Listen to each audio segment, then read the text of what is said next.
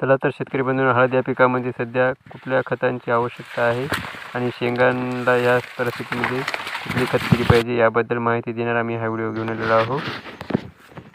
नमस्कार शेतकरी बंधूंनो, मी आपला टेक कृषी मित्र शेतकरी बंधूंनो, हळद हे पीक सध्या गड्डा भरणे किंवा शेंगा पोकणे अशा अवस्थेमध्ये आहे.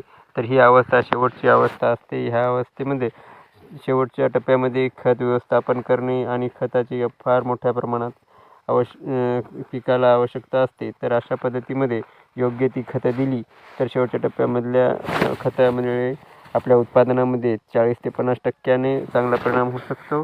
त्यासाठी 0050 पोटॅशियम सोनाईट आणि जिब्रॅलिक ॲसिड ह्यासारखी खते टप्प्याटप्प्याने जर आपण ड्रीपच्या माध्यमातून सोडली तर आज आपल्या उत्पादनामध्ये मोठ्या प्रमाणात बदल येऊ शकतो. अशीच माहितीसाठी माझ्या चॅनलला तुम्ही नक्कीच फॉलो करा आणि माझा व्हिडिओ आवडल्यास या व्हिडिओला नक्कीच लाईक करा. तर अशीच नवनवीन माहिती मी तुमच्यासाठी घेऊन येत असतो आणि प्रत्येक वेळेस घेऊन येत आहे.